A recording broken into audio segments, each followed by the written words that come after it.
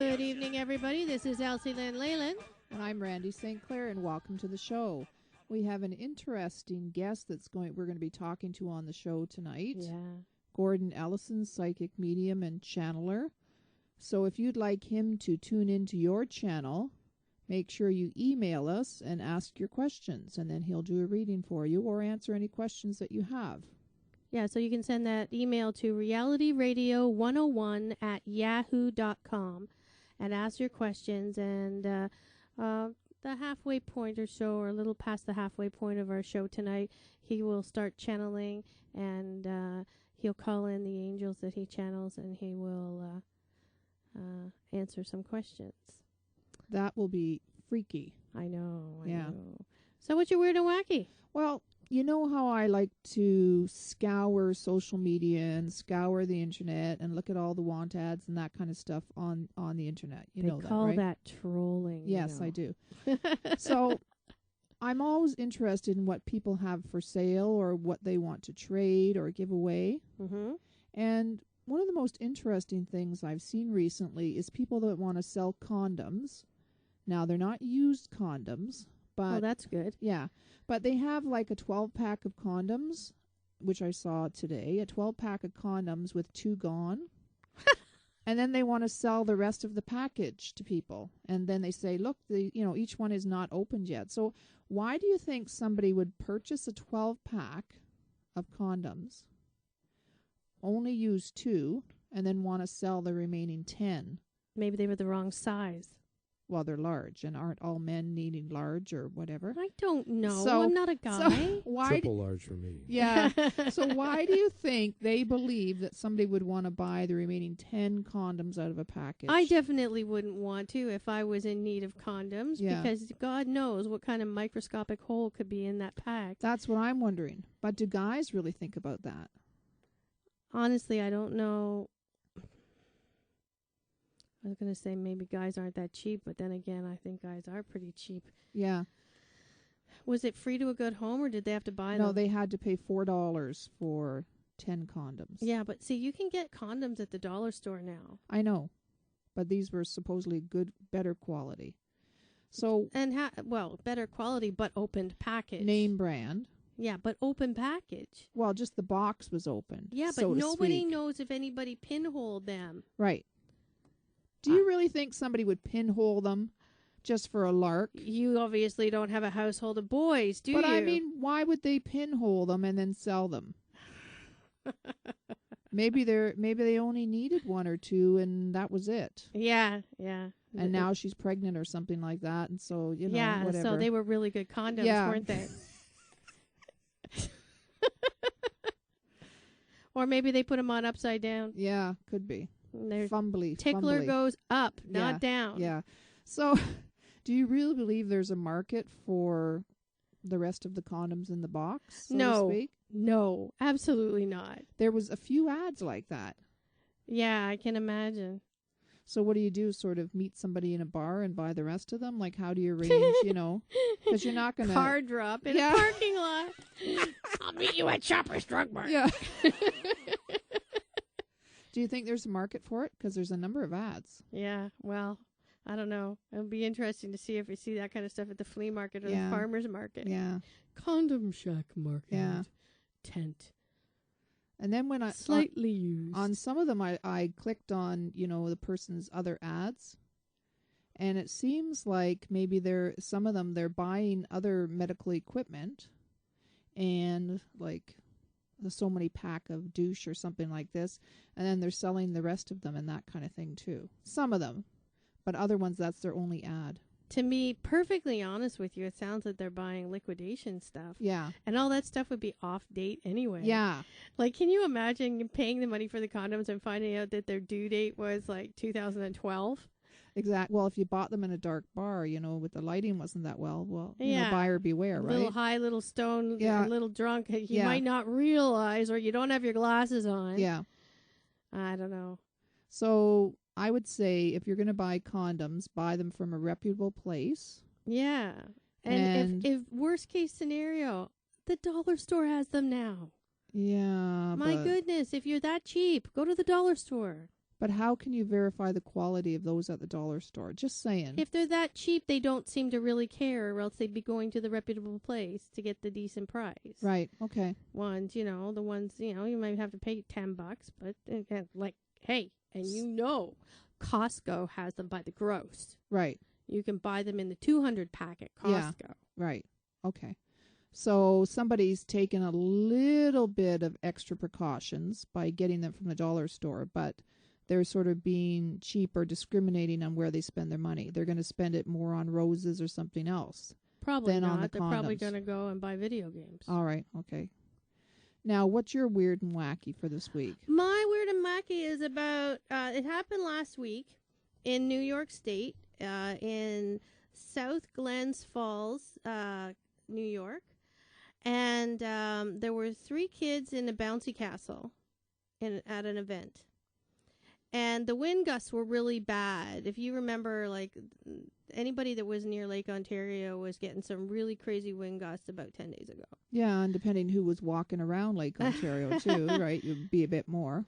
Yeah. So anyways, those wind gusts were pretty bad. There was some sort of tornado-like warnings and stuff. London, Ontario that day had a tornado. And but in upstate New York, this bouncy castle lifted off the ground and went soaring. And 2 little kids fell out when it was 20 feet off the ground. And then a 10-year-old girl also fell out, but I think she fell out right at the beginning. Yeah. She injured her shoulder, but the 2 little kids, I think, ended up in the hospital for a little while. I can imagine they would. Yeah, and it was sort of like a freak accident, and I think it was secured as well, but it just got pulled right up in a gust. And there's photos and videos of it floating in the air, 50, 60 feet in the air, floating away with no kids in it by that time, but floating away in the air. Almost like The Wizard of Oz in a way. Yeah. Are we going to hear these sounds from The Wizard of Oz? You're going to give us your sounds that you can make? Maybe. Yeah? Maybe. Like what? Come to me, my pretty. Yeah? That's the best you can do? No, I can do Munchkins. Let's hear I'm it. the great and powerful Oz. Okay, you ready for my Munchkin Yeah, impression? I don't know if I am, but let's hear it. Okay. We represent the Lullaby League, the Lullaby League, the Lullaby League. We represent the Lullaby League. Welcoming to you to Munchkin Land. Thank you so much for that. Well, you asked for it. My life is so enriched by hearing that. Is that the extent of your sound effects from The Wizard of Oz? Yeah. Okay. I think it's about time that we go to a commercial and a song at this point. And then we're coming back with Gordon Ellison. With a very exciting, entertaining, and famous guest, Gordon Ellison. Yes. So don't go anywhere and send in your questions by email to realityradio101@yahoo.com. And you're listening to Beyond the Mundane Radio Show on Reality Radio 101. Welcome back, everybody. So tonight we have the psychic medium Gordon Ellison with us. He is an Ojibwe First Nations, and he is a native of the Temiskaming Reserve North. He is a spiritual medium and a psychic living in Fort Erie, Ontario. He also channels 2 angels, Samuel and Sakra. For the past 10 years, Gordon has provided vast readings for groups, personal and corporate events, as well as workshops on developing your psychic abilities and spiritual communication. He also teaches meditation and psychic development in his home. Gordon has done readings throughout Ontario, the U.S., as well as faraway places such as Australia and England. He's a student of the well-known medium James Van Prague, who has also recommended Gordon personally. Gordon has written a book on developing your own psychic intuitions, and it can be purchased on his website, www.gordonellison, with 2 L's, and son.com. So GORDONELLISON.com. DONELLISON.com. Good evening, Gordon. Hello, how are you doing? Fantastic. How are you? Not bad. I'm really excited to be here. I'm excited to have you. It's been wonderful being able to connect with you and have you come on the show. What I really want to talk about tonight is the journey, because for you, this journey has been a very interesting process. How long ago did you realize that you were developing your psychic abilities more? I'd say it started about the age of maybe 6 when I could recognize actually things were happening. Mm-hmm. And actually when I lived in Toronto at the time, and for some unknown reason I asked a question out loud, why am I here? And I heard a man, and I turned around and he was there. It looked like the heat from a road, but I could see the shape of the man, and he said, "You're here to learn lots." Disappeared, and that's when it all started from there. And how old were you when you got to start to develop this psychic ability in a mature fashion? I would say about when I was 26, when things actually started taking off. Because I mean, I've been aware of everything then, but in the book I talk about this man that used to come visit me when I was a kid and tell me every year of my birthday, he'd remind me that I'm going to die when I'm 26. And at 26, I had a car fall on me, and there's this whole avenue that happened there, and I made a decision to stay. And from then, that's when things started taking off. So you actually made a conscious decision to stay on this plane of existence? Conscious and subconscious, yeah. Wow. Yeah, because when that happened, when I was under the car, it didn't fall on me. There's a series of things that happened, but in the point where I left the plane I was in, I was on an airplane, and I had a gentleman, just walking up, serving people pop, and he asked me, "Gordon, you make up your mind?" I said, "Yeah, I think I'll stay." And I thought it was kind of peculiar just at that moment. I didn't ask for a soda or nothing else, and as soon as I did that, I felt someone pull my feet. The car fell right where my head was, and nobody was in there. And it was actually my brother who passed away with crib death. So he saved you from being completely annihilated? Yeah. Wow. It scared me so much I didn't go back for 2 weeks in the garage. Wow. How did you deal, like, your First Nations? So First Nations has this really good connection to the elemental and to the spiritual. Right. As a First Nations person, when you realized that you had this sort of second sight, this intuition, this understanding of another plane of existence, did you have somebody that you could go to and talk to that was like an elder or somebody from the community to explain this stuff to you? Not really. I had most of the people that were passed away.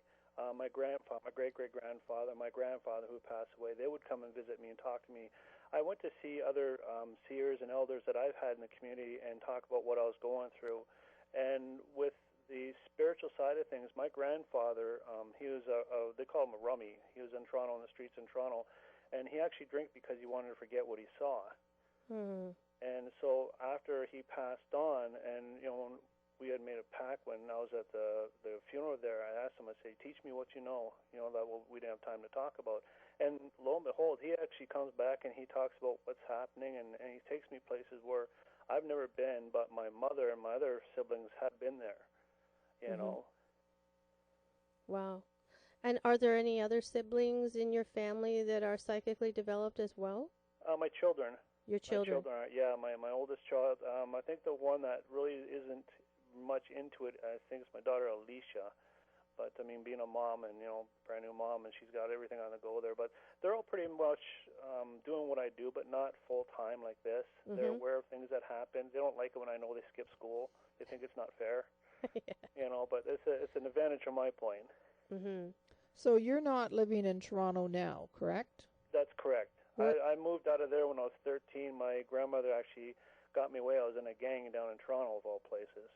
And to get me up here and away in the sticks, it was a big experience, big change. So where do you live now? I live in Fort Erie. Now, the Fort Erie area seems to be a hot spot for psychic activity. Is that correct? Yeah, that's true. A lot of things actually, UFO phenomenon that's been going on down here, psychic things that are happening. There's actually, it feels like a pull of different mediums that I've met from Toronto and from other places that actually live within the area of Fort Erie, small towns of Ridgeway and Stevensville, that are practicing mediums as well. Mm-hmm. How can you explain all the activity, UFO, psychic, and energy-wise, that's happening in the Fort Erie area? Well, from my experience, what I know is water is a big landline for spirits to travel. I mean, it's a way for them to use a conduit with electricity to move through.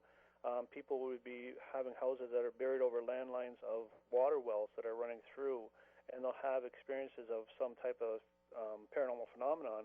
And it's from this area that the spirits travel through. You know, it's just one of different areas that they can make that connection with. It's a lot easier. I guess too, from our brief North American history of the settlements here, the War of 1812 kind of played havoc with your the area that you live in, your geography. I would expect that there's a lot of activity too, because that war was so menacing and it killed a lot of people on both sides of the border. It's still interesting. When I lived just around the corner from the old fort, and it was pretty much my playing ground. And when I go back there now, there's a burial site that's there. They have made for some of the First Nations peoples that were there, and they put them off to the side in this one area. And I can actually go back there, and when I do some of the ceremonial songs and stuff, you can see them there. You can even see the people still at the fort, and pictures that I've taken of, it looks like explosions. I've asked the staff that are there, and they said that wall is not originally there.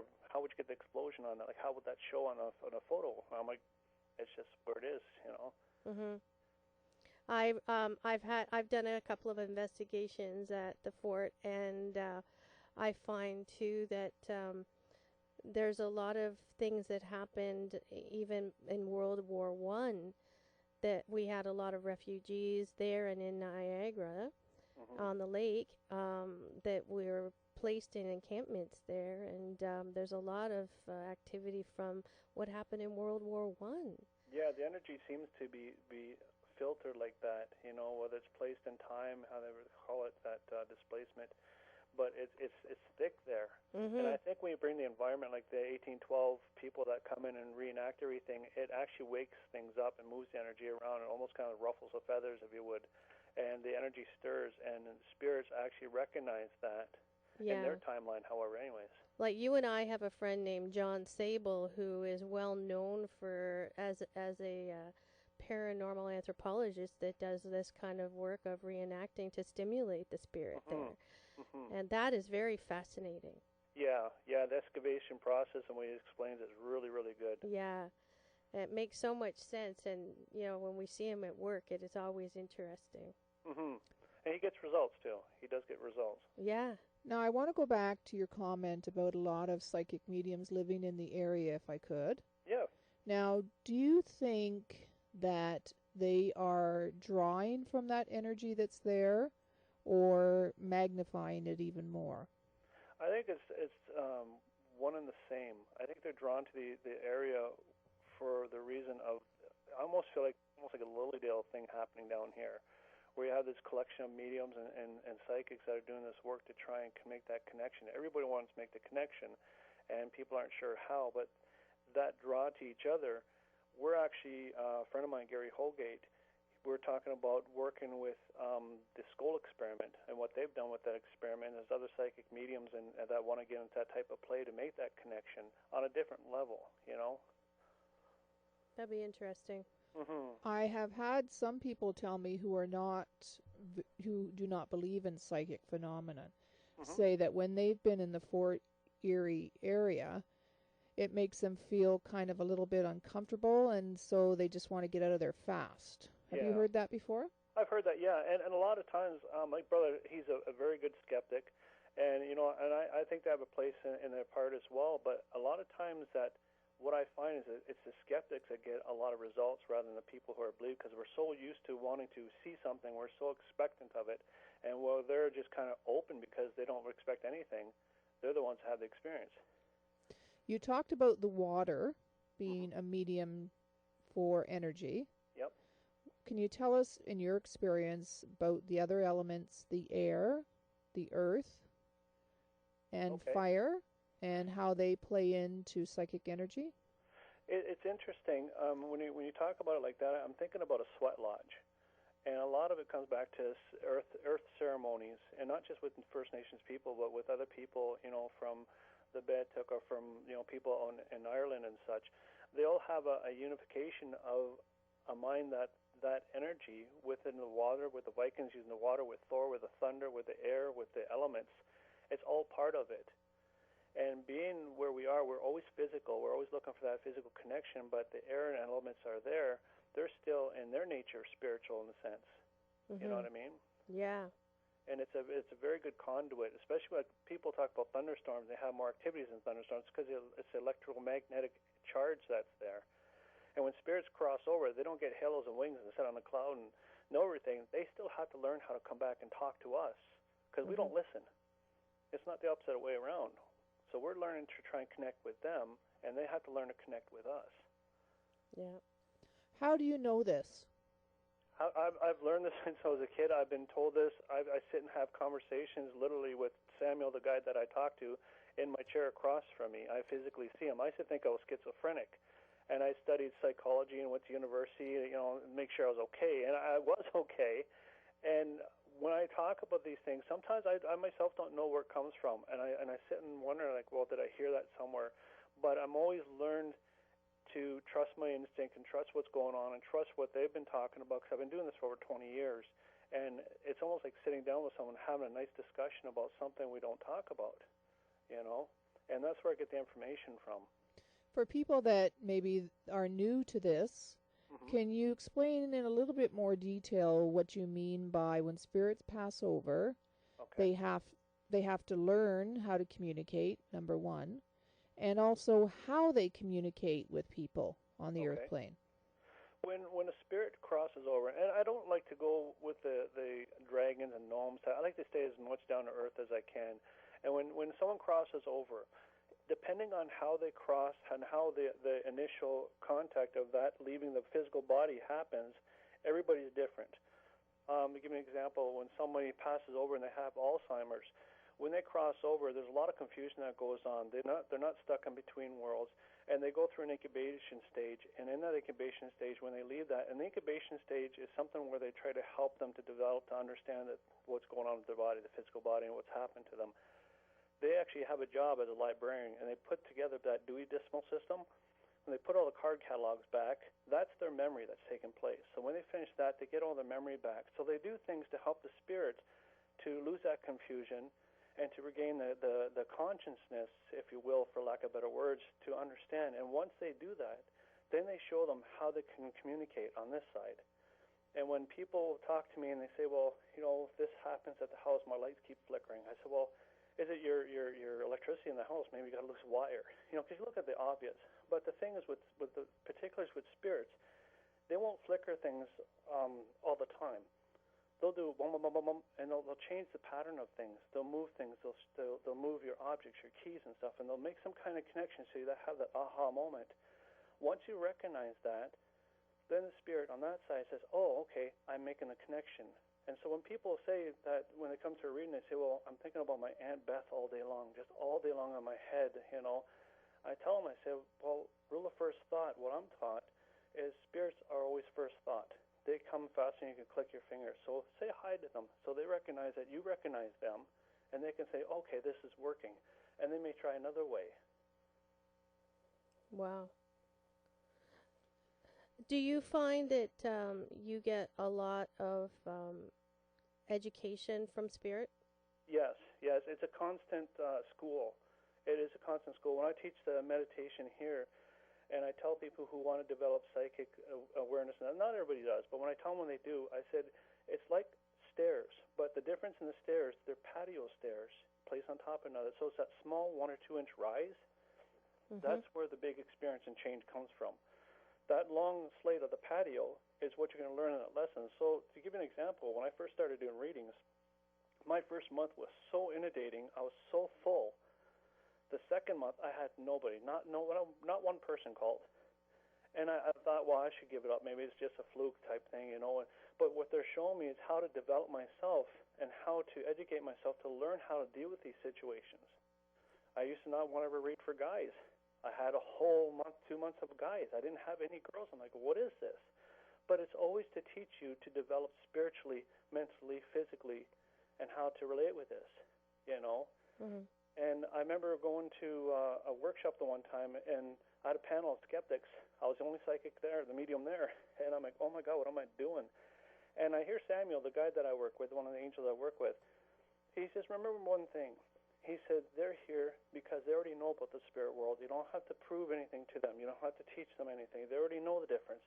They're here to challenge everybody else's faith in themselves and their own beliefs. You don't believe in them. They don't believe in you. It works out. It's a good arrangement. So that's the way I learn my stuff. Do you find that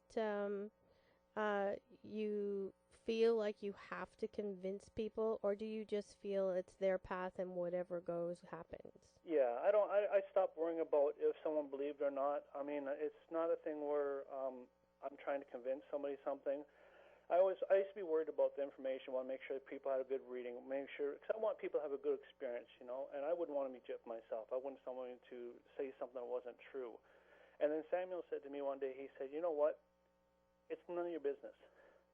The reading between you and that individual, you're just a conduit. The information comes through. It's not your business. So don't worry about it. And when they leave with the information that they have, it's theirs. And what happens is when I do an open reading for somebody, as soon as I'm done, I don't remember a thing. I do not remember a thing. Then the same thing happens with channeling.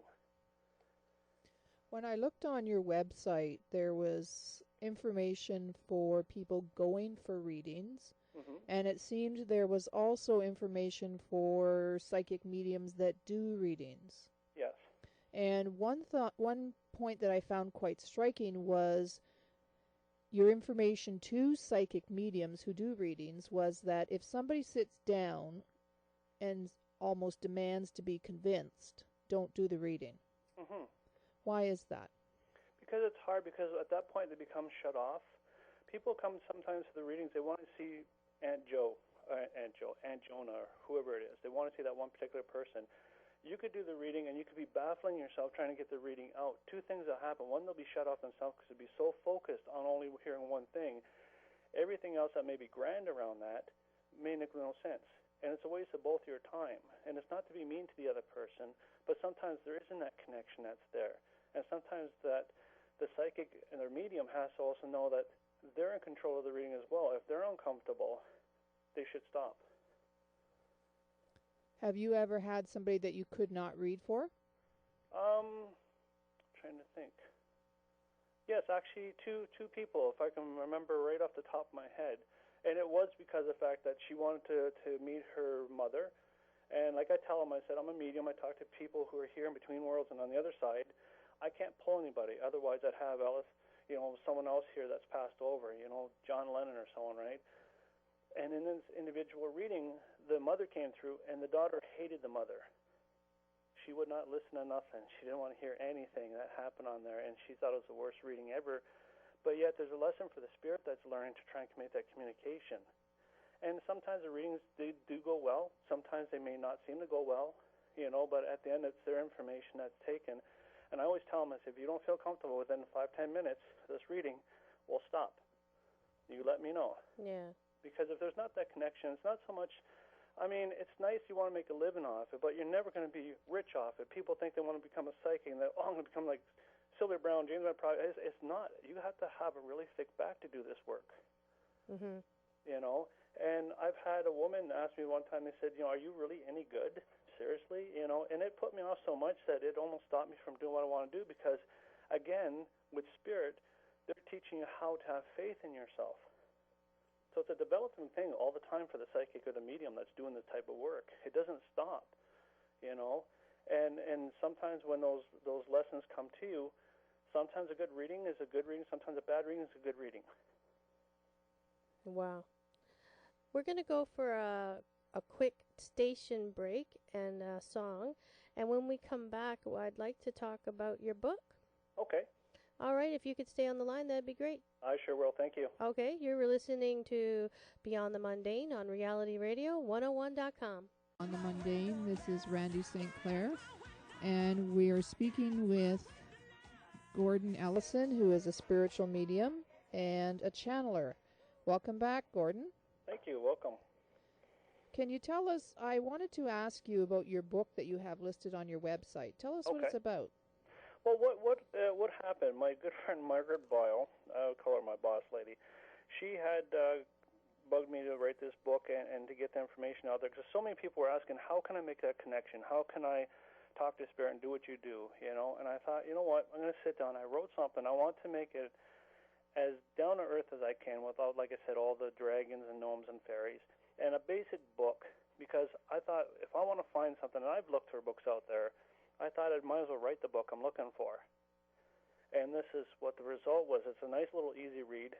It's not very long at all, and it talks to you about the steps to take to work towards developing your psychic ability and to try and connect and make that connection to understand if it's you or your imagination that's taking place. How long did it take you to write this book? Margaret would tell me too long, but it took me about a year and a half. Mm-hmm. And with any book, I mean, it's long and inundated with all the paperwork, and once it gets done, it's all thinned out, and you look like, what the heck did I do? It's not much there. But it was a book well worth. It changed several times. It's called The Guidance Within, and I thought I'd keep it as down to earth as I can, so anybody can pick it up and pretty much practice what's in there. And people can order that through your website, right? Gordon? Yep, I have a PayPal account. They can order right through the website. I can send it to them if they want it autographed, which I think is weird, but people want it signed. So sometimes they want it signed, I'll sign it for them. And send it. It takes about maybe 2 to 3 days to get to them. Yeah, so I've got that link up on the Beyond the Mundane Radio Facebook page. Oh, thank you very much. So if people want to go and hit your website, they can start finding all the cool stuff. Because on that page, you also have some MP3s for guided meditation, I noticed. Yes, I do. Yeah, they're free guided meditations. When people at the meditation always want me to do the CDs and such, and I thought, well, what I'll do is I'll tape some of the meditations. We have actual people snoring on there that fell asleep, and one's my wife, and she's sitting here. She gave me a dirty look.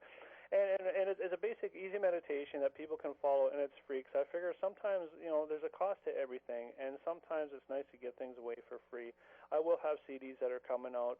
They're coming soon that will be available for purchase. It won't be a rendition price, but they'll be affordable for everyone to get them. And a series of meditations from 5-minute meditation all the way to a half-hour meditation. That's great. You've been interviewed by a writer from the Huffington Post? Yes. Which came first, the interview or the book? The book. I actually met that writer quite a few years before that. When I first met them, I told myself, I think I want to write a book about this. And she said, oh, that's kind of neat. And lo and behold, years later, I've had this girl sitting in front of me for an interview, which is really interesting. And how do you find the whole media interview process? Does it mess with your mojo, or is it an okay experience? It's good and bad. It depends, because, it can make you and break you pretty much. But the thing is, if you watch what you're doing and you stay true to yourself, you can pretty much correct a lot of things. I've had a newspaper do an article on me. They wanted me to go into a haunted house, actually the doll house in Fort Erie, and I'd never been there before. And going through everything of this whole house and talking about the lady I saw on the stairs who gave us a tour, who's the owner of the house, who's passed away. And of all the things that are going on, it was interesting because downstairs I met the 2 children whose name was Andrew and Elizabeth. Well, his name was David at the time, but I didn't realize and put together 2 connections. I used to live on 32 Forsyth. My daughter and my son used to play with those 2 spirits, and that was the kids of the father that owned that place. Oh, so you didn't put 2 and 2 together?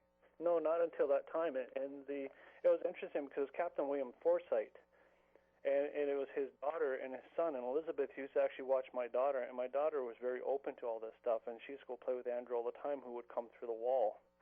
So at the end of it, the next day, the caption was, and it came out with a Sixth Sense as well, he says dead people, and I'm like, oh my God, that's all you got out of that. Yeah. So, I mean, it does good. It does some good, and, it depends on who it is, right? We have a lot of young people who are developing or just becoming aware of their psychic abilities that listen to our show. Mm-hmm. So would you have any guidance or any advice for them that are just teenage years coming into or becoming aware of their psychic abilities? Yeah, I would tell them to get a book with them and to keep it with them in their experience or their the visuals that they're having, and to write it down. And then when it comes to fruition, when it comes true for them or the situation, validate it. Once they validate what they're seeing, it kind of helps them to kind of give them a gauge to kind of see where they're going in life and what's happening. Meditation is the second part of it. I mean, if anything, meditation will be the most important, because you have to understand about vibration. And vibration meaning inside yourself, when you're lifting your vibration, you're connecting with the spirit world and vice versa. And when you sit quietly, that's when you hear. That's why people say at 3 in the morning, hear spirits all the time. Well, our minds are kind of shut off then. We're stopped doing everything. That's why we're active. And our belief is at Ojibwe, we believe that nighttime is the daytime for the spirit world. So that's why we used to do ceremonies at night. And that's why a lot of the RCMP and people like that, the Mountie Police, thought we were hiding things all the time, But with the youth, I mean, it's great they're getting involved and seeing what it is for what it is, and recognizing there's other people out there. Start Facebook groups with each other so you can make that connection, and be safe with it, and take it a little bit at a time. I would say not to rush it, because sometimes wanting it too much too fast is not good. And with this practice, it takes time.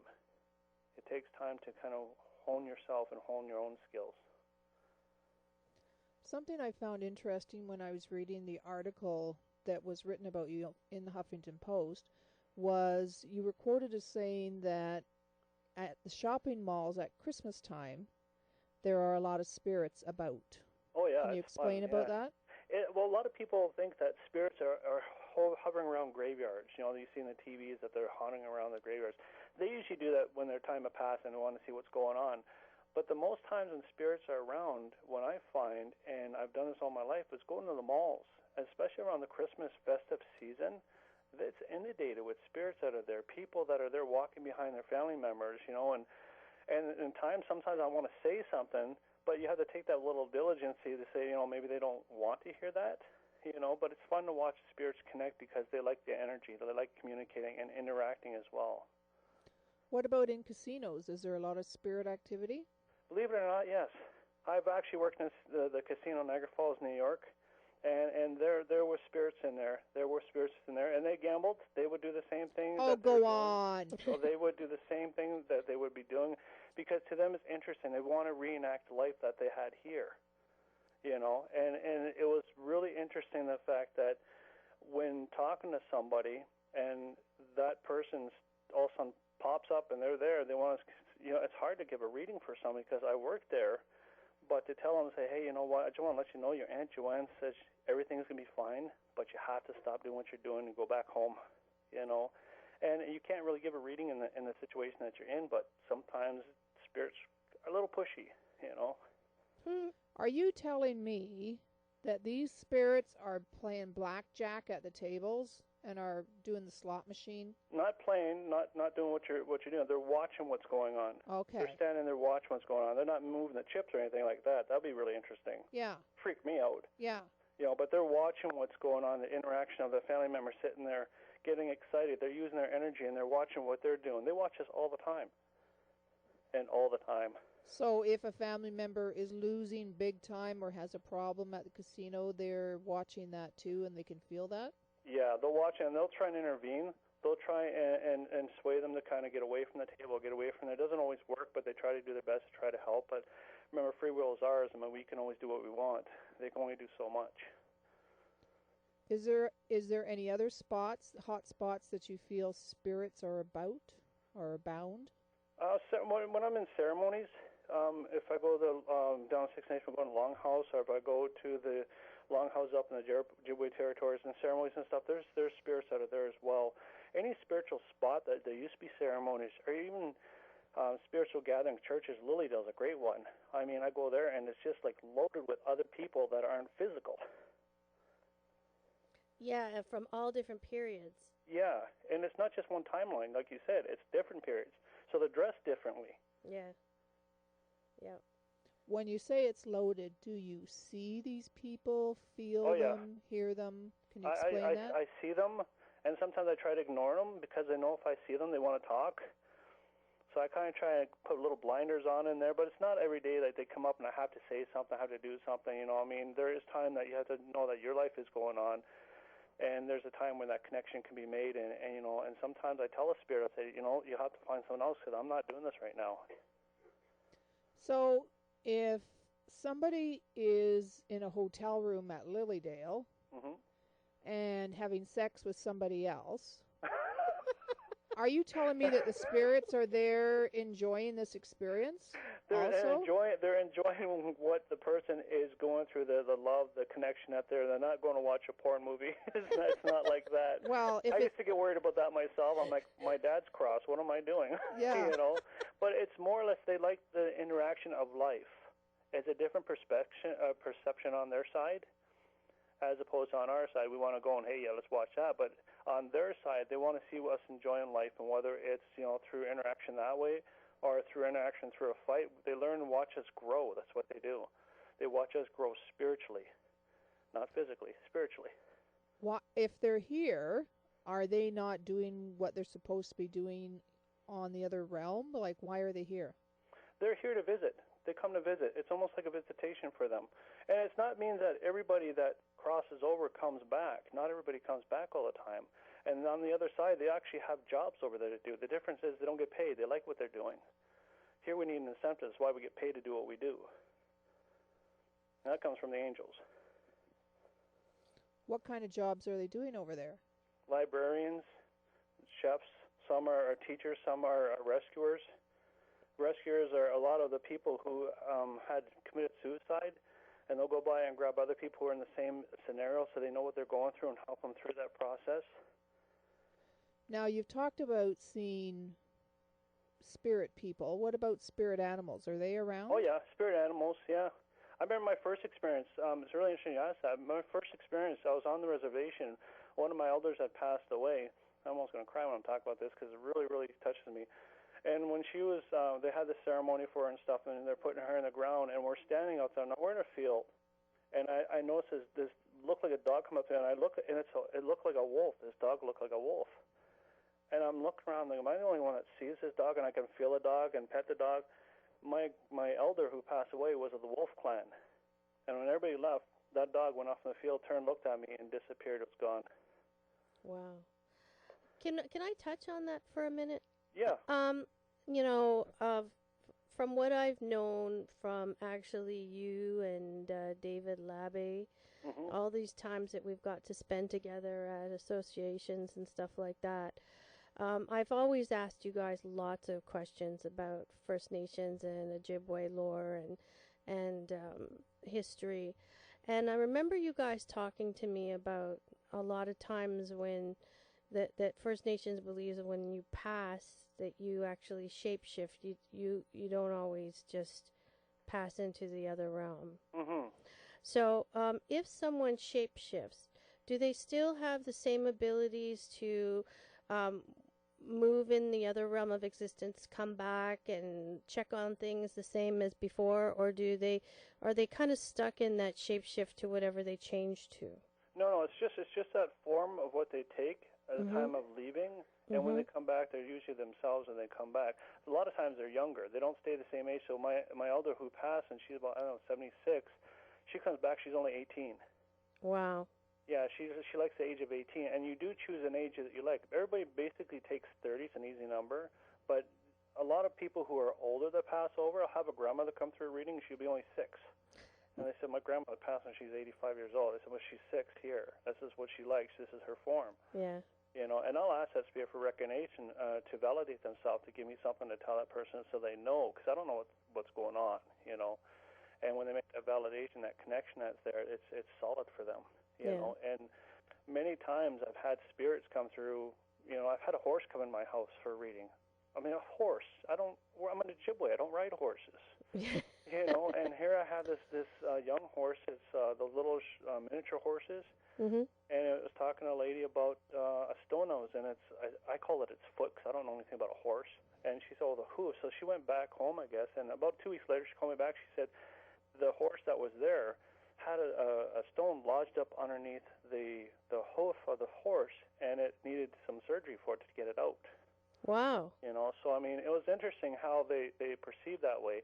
And animals like to do things that humans do. So when you leave your house, your cat likes to lay like you do on the couch, likes to have his legs crossed and he'll sit funny. And that's because all these pictures of people sending their cat photos and dog photos and stuff. But the animals are like angels to me. They're like the angel world here because they're so forgiving about everything, and they come back and talk to their owner, tell them, don't worry about how you had me cross over. Don't worry about putting me to sleep. I didn't like the food you gave me, by the way, and I don't appreciate the dog at the house because he's in my spot. They get particular. They do. Yeah, we had a animal communicator on last week, and she said that animals have a very pure soul. Yeah. And it's so different than humans because our soul is tainted. Exactly, and that comes through school. That comes through learning as we're growing up. We're learning from association, and that's where a lot of people lose the idea of spirit connection because as they get older, they're told it doesn't exist. Mhm. And people have a hard time finding something that they can't feel, or can't see. But then they swish off those little indications of my arm gets cold for some reason on one side, or you get this cold spot, and we just disassociate a lot of things. Hey, we have an email from Gord. For Gord. Oh, great. Let me turn this down here. It says, Lana writes in, and she says, needed to connect with my young daughter that has passed. If not for Gordon connecting me with her, I would have been devastated. Gordon has helped my family and I with our grieving process. So apparently she has used Gord before. Wow, that's very nice. Thank you. Wow, a testimonial. It's nice to have stuff like that because I don't hear after the readings. I don't hear what goes on. People put testimony on the website sometimes. It's nice, but that's really nice. It's really nice. Oh, that's great. Now, Gord, I wanted to ask you. You had talked about if people, when they pass over, they had a mental condition like Alzheimer's or something like that. Mm-hmm. But from your experience, when people pass over when they've had a tragic death, like through suicide, or when they've had a horrific death where they waste away, do they have to heal for a while over there before they can make contact? What is your experience with that? That's interesting with that because just the last year and a half, I've called that the Jesus effect. And only because of the fact that when that individual is ill in the family, as they grow through their days, they get sicker. They get really, really sick, and they take on more sickness than you'd ever thought. And sometimes they go back downhill faster. And then one day they'll just be great. They'll have a great day, and then they'll pass. And what happens is what I'm told by Samuel Sacra is that they're absorbing the sickness from the family, not from the world, from the family itself. And they're taking on to them all the illness, and they take it away with them. Once they cross over, that illness doesn't stay with them. They have a memory of the illness, and when they come through the reading, they'll give me that symptom. I'll have my arm burn. I'll have a stomach going off my stomach or something else physical that I can recognize, and I'll tell the person, this is how they pass, this is what happened. Yeah, that's my son or whoever it was. And they're letting you know, they're fine. That's okay, right? And what happens when somebody passes over, I'll give you an example, car crash victim, dying in the car, and you hear them screaming, people on the road, oh my God, the guy's crying, he's screaming for help. What happens is the angels go in before that essence, because we're spirit people, right? And there's a physicality to us, we're an organism, and we had that contract. They yank the essence out, but it's the essence that has to watch that go through, the body go through what it's experiencing in order to recognize their death. And then they can move on. Wow, I And never even people- thought of it like that. And some people don't realize that they're dead. They think they're still here, and they can't remember that traumatic experience. And I've had spirits come in yelling and screaming, and I'm like, oh my God, and they're showing me what's going on. I said, it's not there. It's a memory locked in time. But the body, it's screaming, it's yelling, and it's verbal and vocal, but it's just the body. It's the memory retention of the mind and the body that's there, and there's a separation that takes place. And they actually don't suffer. It's hard for us to understand because we're in the physical world, But from what I'm understanding, what I'm told, and ever since 20 years ago, they've been telling me this, they don't suffer like we think they do. They have memories of it, and they'll give you an experience to let you know what they passed through. Gunshot victim, I get a big bad headache, all of a sudden, bang, my head hurts. I'll ask the mother or the father or the sister, who got shot in the head? So, oh my God, it's my boyfriend or whatever happened. And I'll say, okay, take that away, please. Okay, now they're here. Because they make that connection. They want to make that connection and let them know what happened so that they hear. But they don't carry that same injury. Like you see in the Sixth Sense, the girl on the bike that came up had that head injury that's there. She didn't recognize what happened there. And there may be a time, and I don't know because it's fictitious of the movie, but she may have turned from watching herself pass away, and she may be like that for a little bit until someone actually helps her to cross over. Have you personally ever had any experience or heard of other people's experience of seeing, hearing, smelling anything right at the time when somebody passes over? Oh yeah, lots of times, yeah. So what happens? When someone passes over, there's so many different things that happen, so many different circumstances. They'll hear. Do you mean? Let me ask you a question. Do you mean when the person passes and has already gone, that other person in the physical is experiencing that? Yeah. smell? So if a person's in the room with somebody that's dying, Okay. so then at the moment the person dies, the person in the room, have they seen something, heard something, smelled something in your experience, or maybe Yes. from you? Yes, and a lot of times it's a smell. They'll smell their father, the smell that person is passing. They'll smell their skin on their hand. And it's almost like a spray of cologne or perfume that's all over them. They can actually physically smell them. Sometimes people have told me they've seen a light leave from the body, and you think at a time because of the psychodynamics of things, maybe they're stressed and everything else, and they're just seeing things.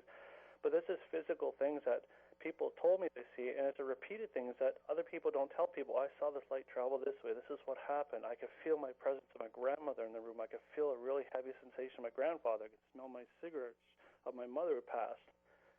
And spirits do come, and they will make that acknowledgement. When they pass, they're gone. My wife's father, when he passed, it was one of the I want to say, interesting experiences I had, because he was in the war. He was in World War II, Nancy, France, the whole bit, and I heard horrific stories he told me about, but he would never tell anybody else. And when his passing came through, there's a point where he started screaming, unconditionally, just screaming. He was terrified. And I'm yelling at Samuel, I yell at angels, and I ask him, what's going on? What's happening? And they told me he's releasing, and what he was releasing was he had to go through all his memories of things he's locked back there and go through them all to recognize them and let them go. Once that was done, we left the room because he became quiet. We came back, he was gone. So it was his final release. Is his release, yeah. And people will do that. And a traumatic, they'll go through that release, and they'll release that. Wow. Now, another question I have for you, a lot of times when people are dying, they might have cancer or some terrible disease, and they're dying, people, they'll start talking like they're visiting people who have passed over, and then other people say they're just hallucinating or it's the drugs or something like that. Have you had any experience with that? Yeah, a lot of people say the drugs that take effect on there, but the thing is when the person is actually describing what's happening in a sense of it's physically there in that same room, there's a point where someone can say, yeah, it's the drugs, but I guarantee it's that person, there's people visiting because they're preparing that person to leave the body. They're helping them to adjust that moment, that vibration, and they're coming in to help the vibration as well, because a lot of people who are ill for whatever reason don't have enough strength to let go of themselves. And when I mean let go of themselves, I don't mean physically. I meant spiritually. I meant let go of the body and releasing that. And to go through that process, and I've died a couple of times, and it's as quick as closing your eyes and opening them again. Mm-hmm. What do you mean you've died a couple of times? I've drowned. I drowned, and I passed out another time when I was younger.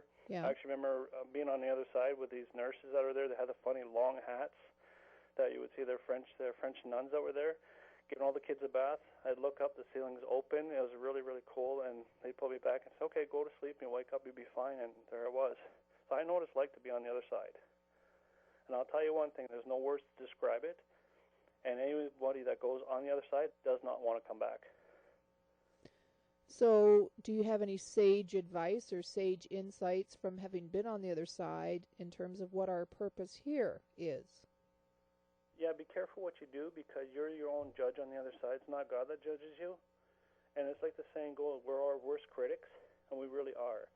And what we do to people here, 10 times more on the other side, we own that guilt for it. And then we treat ourselves that way accordingly, and we either come back and repeat what we got to do to not do it again or to fix it. But it's always something that, do unto others, like that old saying goes, like you like done to yourself. So treat kindness, and kindness gets back to you as well. It's easier on the other side. So why are we here on the earth plane? We're here to learn lots. This is the school of hard knocks. This is the hardest school for spirits to come through. There's a lot of spirits on the other side that does not want to come down here at all, because it's so hard and heavy. And it's a heavy planet. It's a heavy energy.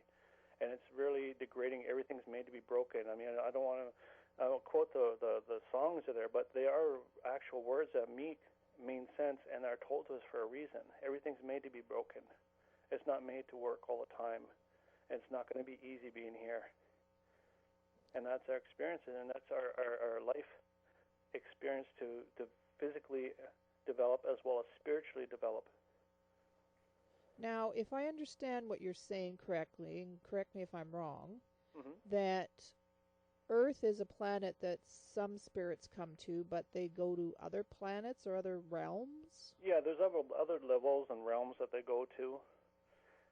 Different experiences, different life forms, different life physicalities to them. Same similar Earth planes, but with different attitudes about the Earth plane, where it's not always damaging or destructive. It's always procreating in the sense of creating, not just kids, but creating life. So UFOs are... Definitely here. They've been here for a long time. So what are UFOs then? They're extraterrestrials. They're other visitors from other planets. They're not always the green people you see or the gray people you see. There are different fictions of or descriptions of those people. But the Palladians, they talk about those people who help, and there's other aliens that look like us that are already here. And I've actually seen them. Believe it or not, I'm not crazy. I've asked about it 100,000 times, and these people don't blink. They do not blink. There's characteristics about them that sets them aside from other people. And they do mingle in with us. They look like us, but they're a different physicality, form, and shape, and their mental capacity and everything else. And a lot of them are in influential positions to help the Earth as well. They're not all here to poke from behind. Well, I won't say a thing about that. I'm itching to, but I won't. But anyways, now are you saying that the aliens are among us? Yes. And they're a different physicality. They just don't blink. There's characteristics about them that stand out. Not stand out, but they don't do things. A lot of them don't have what we have as an emotional to show the emotional trait. You'll say to someone, "Wow, that guy's got no emotion whatsoever." Doesn't show it at all, And these are characteristics of those type of people that are here. And they are much like people like we are. They're not always like the green guys you see, And you got to imagine, the universe is a big place, so there's more technology than we ever can imagine that's out there. And you've actually seen these people? I have actually seen two of them, yes. Where? I've actually seen one when I was all places. I was working in Fort Erie. I was working at the Salvation Army, and it was in the basement. I was doing a soup kitchen, and I've seen this person. They've come there. I've looked at them. I looked behind it. They were gone. They weren't there. And it wasn't a spirit. It was a physical person. I physically was able to shake the guy's hand and, do the whole thing. And another time I actually had a person for meditation that was here.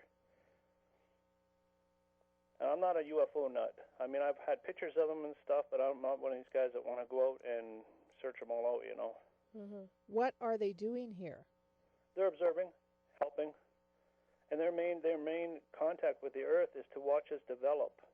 And there's a system that they're looking for about the self-destruction. There's a gentleman that talked at Margaret Bowles' facility she had last year. And I forget the guy's name, but he talked about the UFOs and how they would go over the Air Force bases and shut down their nuclear missiles. Actually, physically shut them down. Was that Victor Vigliotti? Yes, thank you very much. Yeah, he's now working on a special project with with the ex-commander Hillier. Mm-hmm. Mm-hmm. And that was very interesting. It was very interesting that, you always hear in the movies and stuff how they prodded this person and that person that way. And there are experiences that happen like that, but it's interesting to have the other side of things where they're actually trying to stop us from hurting ourselves. Mm-hmm. And it's really interesting. Yeah. We're going to be going for a station break. What's your wife's name? My wife's name is Leslie. Leslie. So Yeah. Leslie is going to help you to be your control while you channel. Is that she's correct? the director, yeah. She's your director? Yeah. Okay. So when we come back after the station break, Gordon will be channeling Samuel and Sacra, whoever comes in. And if you have any questions, contact us at realityradio101@yahoo.com. We'll be back in a minute. You are listening to realityradio101.com. Welcome back to the show. So tonight we have Gordon Ellison on, and at the moment he is all prepared and he is Channeling. And his wife Leslie is acting as his director, so we can ask him questions. So if you guys have questions to ask his channels, Samuel and Sacra, this is the time to send your email in to realityradio101@yahoo.com. Hello in the box. Yes. Everything good?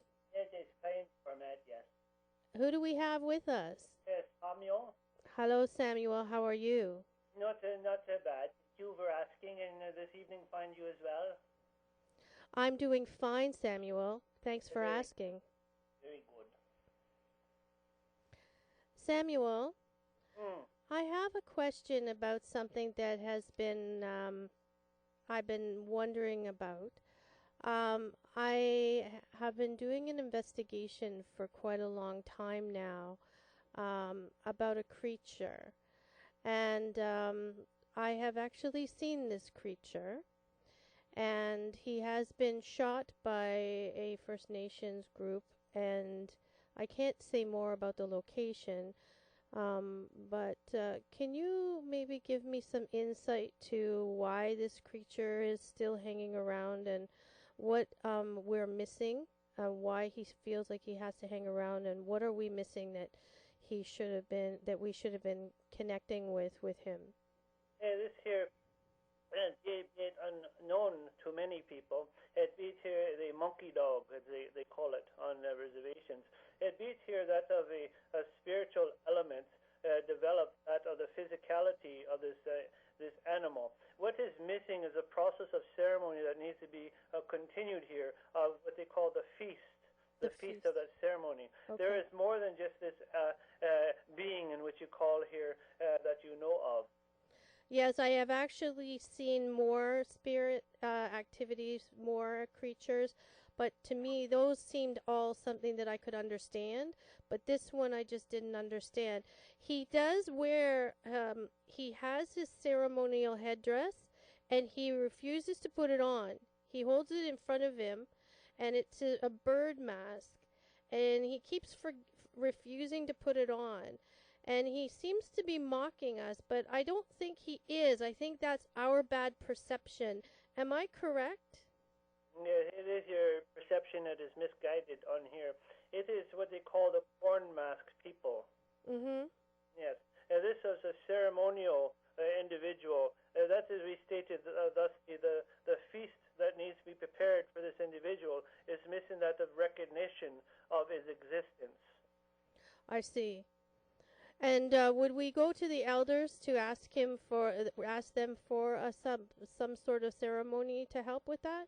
Yes, you can ask the elders and mention to them about the tobacco. You would bring tobacco to them, and that animal give it a spirit state, and that will induce the interest of that individual, that being, and would find the ceremony as to its liking. Okay, that would be great. I appreciate that. I really felt that we were misconnecting with this creature of spirit, and I knew that he had a message, because every time I come to him, he speaks to me in the old Ojibwe. Yes. And Yes, it's so I mean, hard because there's so little out there, so few people that can speak old Ojibwe. yes. In the Shnubby and the Sneeze, goodity. Yes. Yeah, Language in the Shnubby, yeah. yeah. Well, thank you so much, Samuel. You're quite welcome. You're quite welcome. Is it true that there are some very energetic spots on the earth plane like Sedona, Lilydale, those kind of places? Yes, and more hot spots, as you call it, that are unknown to many individuals. Seen in valleys and high places. Usually that of the mountain ridges of high plains that have a view out into the land is a good point of that of interest for a spiritual connection that you're looking for your vision quest. Can you tell us more about the vision quest? Yeah, that's individuals. It's part two in this the explanation. It first is used to that of the First Nations, Algonquins, and also Ongohoe as a vision quest to that of the young folks of 16 years of age into their man or womanhood, and to seek that of their animal spirit and such. Secondly, of the explanation for those who are non-native, but have a connection, that of spirit, with a previous life who has been native, to recognize themselves and find their own individualities and reconnect with the universe. So, if we are not of First Nations and we're not 16 and under, do we still have the ability to take on the vision quest? Yeah, quite often, yes. Yes, quite often. Yes, the physical body will let you feel this as well. You will notice this when you feel tired, over anxious, and frustrated all the time. These are good indications when you should start to meditate and to seek that of individuality and to find what your purpose is with yourself. Samuel, as an angel, what is your job now? Yeah, that's of the angelic realm. Be it here, I, as known as Shamiel, be it here on the seventh level of the angels, that be it Sacra, be it here on the eighth level. Though the levels have no distinction, as you see in a hierarchy of an earth thought. However, we have similar duties, and that of the duty here is to be that of a guidance for Gordon, that of a spiritual elder for Gordon, that of a spiritual teacher for Gordon, as well as those in connection with him and in voice format. Do you have another job besides connecting with Gordon? Yeah, quite often, yes, we also help others as well. I am not bound to him as his belt is to his waist, though I am in duality of bilocation. I see. So is that like you're on the same vibration somehow? Yes, we are constantly on the same vibrational tone with him. It happened when he was 3 years old, when we take this consideration between the two. And is this... came later.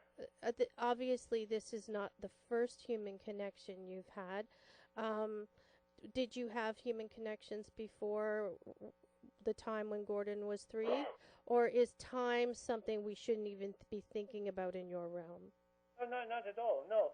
We've actually been with Gordon thrice times now between this lifetime and that prior. I see. There was always a development of his to work on this psychic mediumship, spiritual mediumship connection, and those of others like yourselves who wish to communicate with angels. All that you have to do, sweetheart, is to verbally state so. Yes, I know that and believe that. We cannot help you unless you verbally give us the permission to interfere with your free will. People ask us, why were you not there? Why did you not help? What did you want when you called us? You said nothing. You said help. What do you want help with? Those of other opportunities, such as an example, as an accident or something to halt you from being harmed more than what you would be, that is contractual. We have already decided that before you come into this physical world. So there's predestination? Yes, it is predetermined. Yes. What are spirit guides and what forms do they take? His spirit guides are those of human nature, those who have once been human, and those who have not been human, meaning that they're still on the spirit realm. that have an intent of interest to help those in their path to grow. As spirit guides, they help to direct and help to correct paths in others' lives that they are taking. Now, these spirit guides understand also are learning as well. It's a duality of relationship here, not just of one. Does every person have one or more spirit guides assigned to them? At least 3, yes. It is rare to have one, and when that happens, it is usually the time of passing. And how does one get in touch with their spirit guide and know who they are? Rule of first thought is always spirit, whether it is we of angels, whether it is the guides that you have, whether it's the loved ones or the animals you spoke thereof. Rule of first thought is always us. The connection, when you recognize that rule of first thought and rule of second thought, is your choice of logicizing and reasoning and trying to figure out it does not make sense. I must have been just thinking of it. If you learn and understand the rule of first and second thought, communication with that of your guides is a lot easier to recognize, but it takes practice. Meditation also helps. Tell us about the wolf, the eagle, and the bear. The 3 high elements, archees. And these 3 animals, one beat the ruler, one beat the police, and one beat the medicine. That of the animals and the characteristics of each, very important play here. For that of the bear, the medicine, it knows of all the elements of the earth, all the plant life, what to eat, what not to eat. If you ever see a bear who is sick, it would digest something of the greenery to help its fortitude in its stomach and to help its fruition of its growth. That of the eagle, in which you speak of, many types, by the way, of all these you've named, and that of the eagle, be it here the seer of all things, the watcher, the one who watches the earth, not just the earth people. And this perception of the eagle, knowing all, brings that connection to human, to all life, that which walks, crawls, and flies, that which swims, of all things, to that of the Creator, that of the universe, not God himself, but of the universe. That of the wolf, be it here the protector, be it by itself, always alone, and in pact when need be, always watching with the watchful eyes from a distance to make sure you're safe. These elements are also dictated within the First Nations people and also relate to non-First Nations people. They're not just for Native people alone. They are for everyone in the world. Enjoy their beauty, not behind bars, but on film, on the cameras you watch, in the wild. This is the true energy of the universe at play. We have a question from Lana. She says, every once in a while, a witch-like figure appears in our home. We are immediately afraid. Is she trying to warn us of something? Does she mean to harm us? No, it's a school teacher who lived down on the property of that area, resonance of the energy that's there, and places no harm or malice to you at all, but is interested within the residual energy. It sees you. It sees you as a spirit rather than the other way around and wonder what you're doing there. To this spirit, you would say to that spirit, you may leave now. Thank you. Well, it seems so simple, these conversations that we should be able to have with spirit, yet we seem to be so muddled up in this mundane plane that we forget that we could have a simple conversation.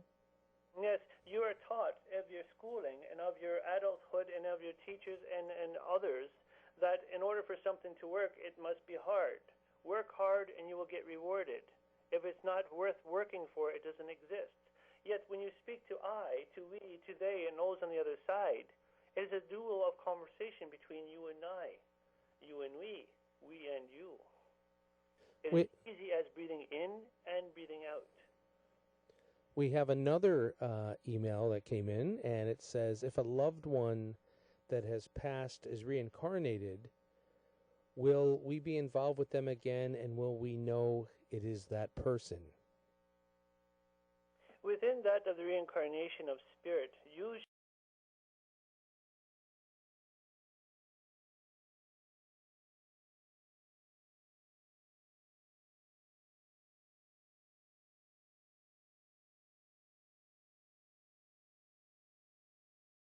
usually, in most cases, is born within the family again.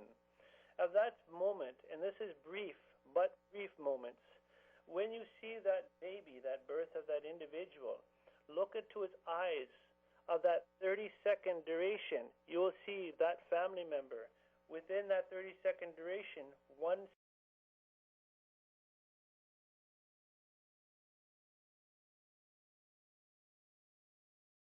second over, it will be gone. The memories of that are removed from that child, as it is distinct and individual in its learning process. So even though as the human child we are, when we reincarnate, we have an individual life, at what point does our soul keep all these records? Are we able to access that at any time in our human existence, or do we have to wait when we've passed over to the other realm? Your experiences in which you state of the earth plane, you can access these at any given time. But understand that as the rule of second thought applies, you distinguish that what is in your mind is imaginary and doesn't really exist or may have been a dream. Those dream states that you have come from are actuality of that the visitation into the spirit realm, that a spiritual visits within the library of knowledge, the hall of knowledge, the hall of health and wellness. You can access them anytime you wish. It is the rule of second thought that throws you off. Tell us about the universal brotherhood. Universal brotherhood of man, of the universe, of life itself. Universal brotherhood of all things. This is a common goal, to reach one common existence, one common theory. Of all things be true, of all life exists within life, learn from life, be of life, and live of life. This is a communication of all brotherhood within all societies on this plane, on this world, in this universe, and within others. Learn lots. What is truth? Truth is what you see as a human in order to validate something that you wish to believe in or not believe in. It is a part of faith and a part of non-faith. But the truth that you speak of and the truth that you may seek is what you feel inside. Your emotions tell you the truth. Your feelings tell you the truth. Your heart tells you the truth. And to know of this and to be of this is of all things. Are there many like you that make contact? There are very many like us, yes. We are many of us that have this as well. And there's also the Watchers that are also part of this as well. What are the Watchers? The Watchers are those of universal time travels, those that have been recorded in time to watch what goes on in the universe and record those things that are happening. Watch each individual as they develop and work on their spirituality and their existence of plane of this world and other worlds as well. Is there any evil amongst us? Any evil amongst you. What is the greatest evil is doubt, fear. These are great, great evils. For what you fear, you remove or destroy. For what you doubt, you don't take any chance to make a difference. These are the things, and fear is the greatest of all evils. Fear another one for looking different. Fear of another one for having more than what you do not. Remove the fear. Remove the need for want. But in this thought, in this existence of conversation, is this a reality in your world? It can be. Will it happen? No. Because those in power do not want the same as you. They are not of like minds. They are of one strain of mind. What is mine is mine. What is yours is mine. When you are an angel, do you have a connection with the great creator that's direct, as we assume here on this plane? I am talking to God, am I not? For God is within you, within all of you. You are from the light source of Mother and Father God. It is not just of a male entity. It is a duality. The Mother God, Asna, is of emotional status. She is the one that comes to the earth and makes a connection with the humans, as you are, human. The God in which you speak of, the Alpha, is too general in its understanding that you can talk to him. And you can talk to him, for you are him. The God within you is the God within him. You are his child, are part of him, and never away from him. Whether you believe in him or not, you will always return to the source. And the source is life and light. Tell us more about Asna. Asna, Mother God. Asna, the human emotion of the trait in which you wear. She brings to you the knowledge through emotion and understanding. And through you, you work your wonders through men who do not have the understanding of emotion because they are the understanding of the Godhead. And in that faction, when you become part of them because you are the life giver, as she is a life giver, you help them to understand their emotion and get in touch with what you call their inner child and help them to develop. You are much of God in your space where you stand and sit than you realize. And you are much of Asna than you realized. You are the Godhead within inside yourself. On the earth plane, there are a lot of paranormal investigators. Do the spirits that are around us on the earth plane mind that the paranormal investigators are out there? Some find it very irritating. Some do not like to be called ghosts, for they are spirits. The difference is when that of an individual has crossed over and returns, they are spirit. When those individuals that do not cross over, they are called ghosts, for they are wanderers, stuck in time. And not all of them mind, no. Some actually like to play games. If you are here on this earth plane, hurtful, harmful, and ignorant, you remain the same in spirit until you develop to let that ego go. Once the ego goes, then you will move forward into spirit and no longer be called what you dictate as a ghost. Energy is on both sides. Some investigations you speak of have nothing happen. For those interested in the group that you're with, they do not want nothing to happen. And they actually will cause a blockage in with spirit connection. It is important that when you're trying to make connection with spirit, that you are all of like mind. And before you go into an investigation, a house, a clearing, to speak with each other, to be of like mind, and to raise the vibration. Take 5 minutes. Take 5 minutes and raise your vibration. And you'll find you have more success than failures. Samuel, with great respect, I thank you so much for coming to us today through Gordon. You're quite welcome. The young man, if he wishes to ask his question, can ask before you end your show. We'll accompany him. Okay. Gary, do you have anything to ask? No. I just am taking it all in. Okay. So, yeah. I think you've satisfied him. We will tell him in due time. Do not rush it. It will come in due time. Do not rush it. Very good. Thank you very much. You're quite welcome. Thank you for this time and programming of channeling and to speak to you through we. And of that we enlighten of angel arms with you and bless you with all that endeavors with you on this earth plane.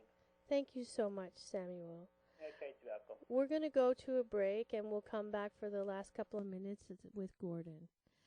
You are listening to Reality Radio 101.com. Back to Beyond the Mundane radio show, and Else, I have to say that listening to the channel was quite different. I always find it an amazing experience.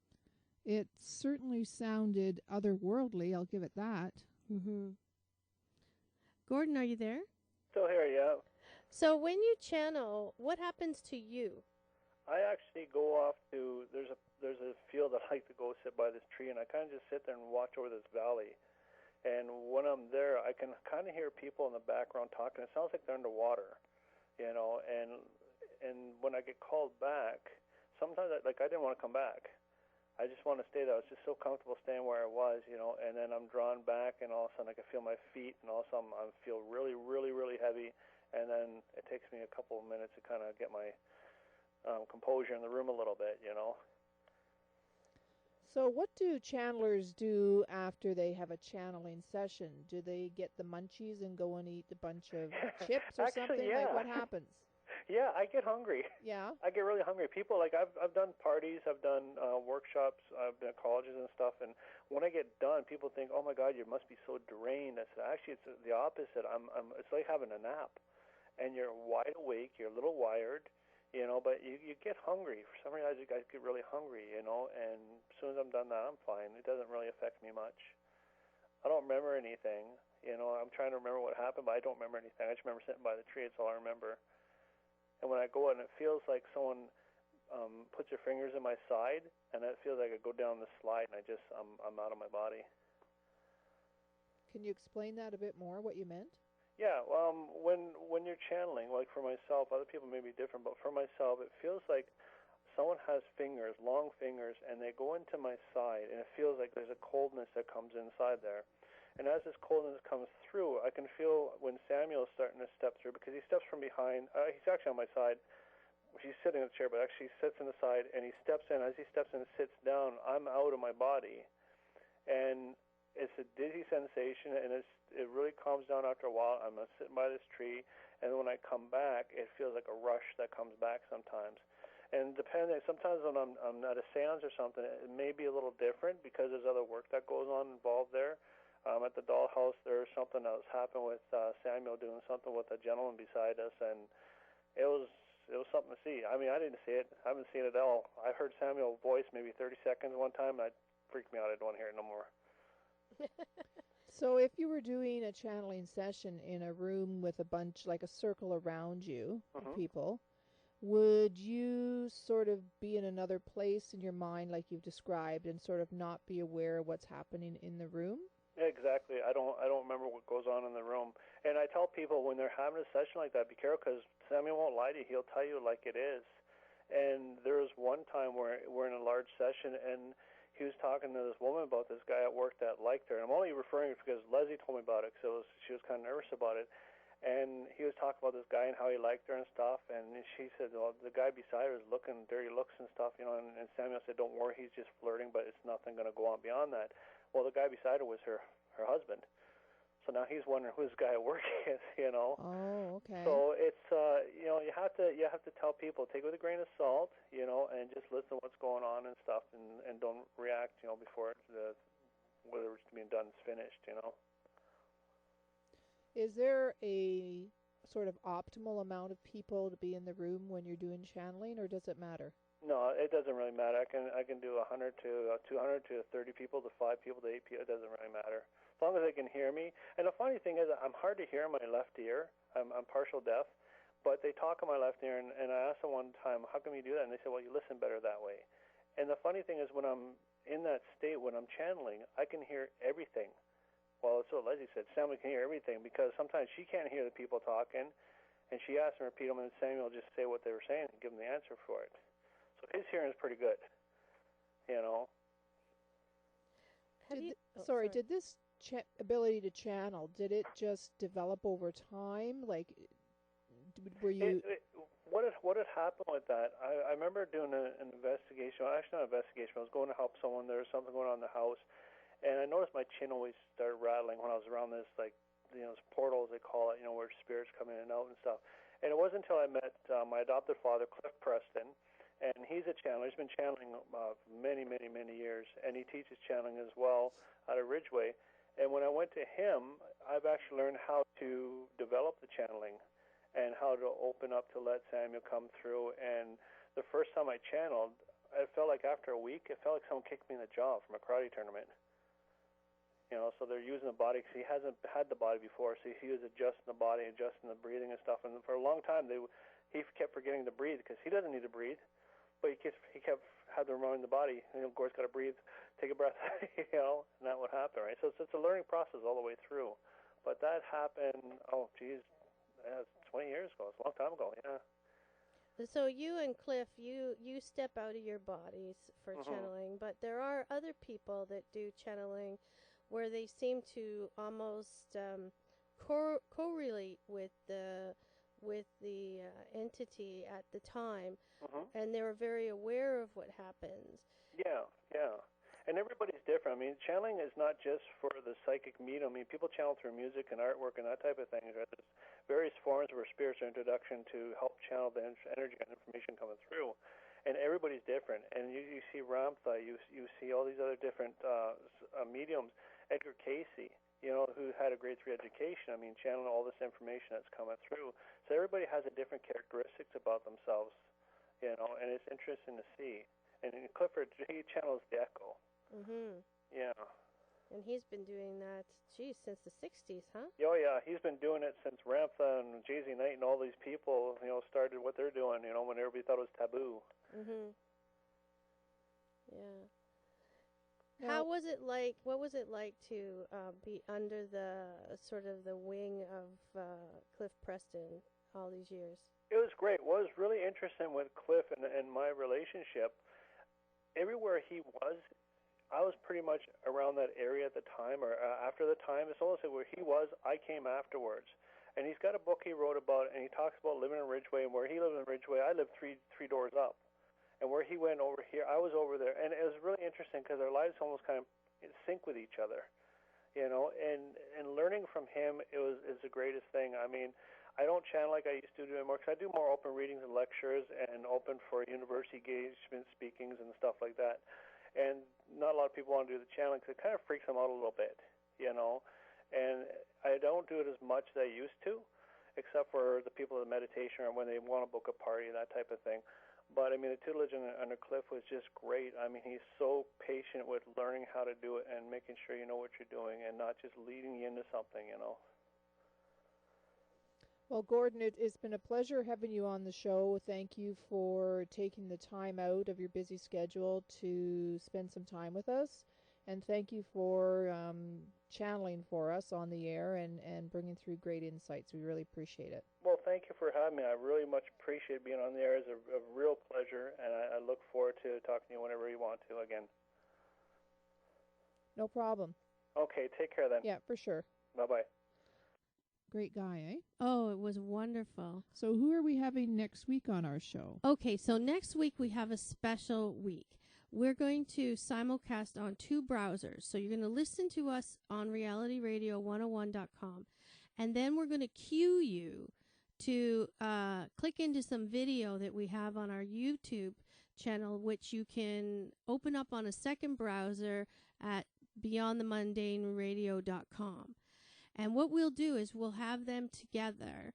And we have James Allen, the Toronto close-up magician, coming on to talk about his new Uncertainty project. And that's a great show he's got going off in Toronto in June. And he'll do some close-up magic for us. And we'll be able to cue you when to look at the video while you're listening to us. And we also are going to have a quick conversation with Gregory Lamberson, who is a horror film director, who's going to talk about his newest horror film, Killer Rack, and its Kickstarter program that's running until around June 1st. That's going to be an amazing show. Don't miss it, folks. Yeah, and we're doing a lot of work behind the scenes on this one, so it is going to be a pre-record so we can give you that audio and video together. But you will have to open 2 browsers next week. You have to listen to us on the radio so we can keep our ratings, and you'll only get snippets of video that I'll cue you into when we get started. Got that? Yeah. Well, we'll tell you all about it at the next show. Yeah, I can't wait. And I've got it on our Facebook page already, so and I've got all the info about Gordon Ellison up there, so you can go and follow up with that on our Beyond the Mundane Radio Facebook page. I really have had a great evening. Yep. It's been a great show, and we thank you for listening in. Yep. And we look forward to spending time with you next week on Beyond the Mundane Radio Show on realityradio101.com.